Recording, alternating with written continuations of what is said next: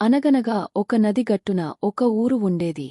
ఊళ్ళో జనాలంతా ప్రశాంతంగా, కలిసి కట్టుగా ఉండేవారు. ఆ ఊళ్ళో ఒక గుడి ఉండేది. రోజూ గ్రామ ప్రజలు ఆ ఊళ్ళో పూజలు చేసేవారు. గుడిలో పూజారిని ఆదరించివారు. అలాంటి పండంటి ఊళ్ళో ఒక సంవత్సరం ఉద్ధృతంగా వర్షాలు పడి, నది పొంగి, వరదలు వచ్చాయి. ఊరంతా నీళ్లు నిండిపోవడం మొదలయ్యింది. ఊళ్ళో ఉన్న వారంతా వరద నుంచి తప్పించుకోవటానికి తమ ఇళ్లను వదిలేసి పై ప్రాంతాలకు బయలుదేరారు. అందులో ఒక పెద్దమనిషి గుడివైపు పరిగెత్తి అందులోని పూజారిగారిని కూడా వారితో వచ్చేయమని ప్రాధేయపడ్డాడు. వరద నీళ్లు ఊళ్ళోకి వచ్చేశాయి. ఇంటి గడపలదాకా నీళ్లున్నాయి. పరిస్థితి ప్రమాదకరంగా ఉంది. మేము అందరం ఊరు వదిలి వెళ్ళిపోతున్నాము. మీరు కూడా మాతో వచ్చేయండి. ఆ పూజారి ప్రశాంతంగా, నా గురించి దిగులు పడకండి. నేను నిత్యం సేవించే నా స్వామే నన్ను కాపాడుతాడు. మీరు వెళ్ళండి అన్నారు. ఈ మాట విని ఆ పెద్దమనిషి వెళ్ళిపోయాడు. కొంతసేపటికి నీళ్లు నడుము దాకా వచ్చేశాయి.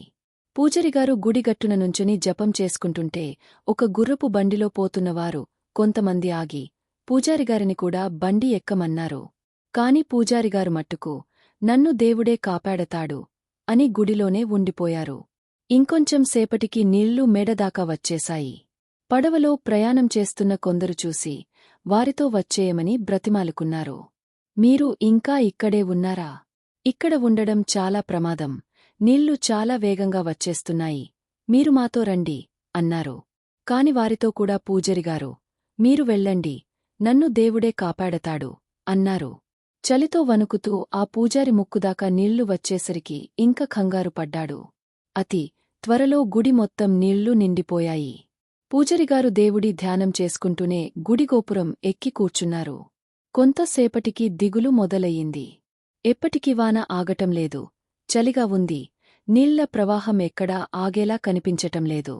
దేవుడా! నేను నీకు ఏమి తక్కువ చేశాను? రోజూ శ్రద్ధగా పూజలు చేశాను. నిన్నే నమ్ముకున్నాను. అయినా నన్ను కాపాడడానికి రావేంటి? అని దేవుడితో ఫిర్యాదు చేసుకోవడం మొదలెట్టాడు. దేవుడు ప్రత్యక్షమయ్యాడు. మూర్ఖుడా! నీకు మనిషిని పంపించాను, బండిని పంపించాను, పడవను పంపించాను. నువ్వే రాకుండా ఇక్కడ తిష్ట వేశావు. నువ్వు నన్ను గుర్తుపట్టకపోతే అది నా తప్పా? అని మందలించి మాయమైపోయాడు. పూజారికి వెంటనే జ్ఞానోదయం అయింది. చేసిన పొరపాటు గ్రహించి క్షమాపణ కోరాడు. కొంతసేపటికి మరో పడవలో కొంతమంది కనిపించారు. పూజారిగారు, మీరు ఇంకా ఇకాడే ఉన్నారని తెలిసింది. మాతో రండి, ఇక్కడ ఉండడం మంచిది కాదు అన్నారు. పూజారిగారు మరో మాట మాట్లాడకుండా పడవ ఎక్కి ప్రాణాలను కాపాడుకున్నారు.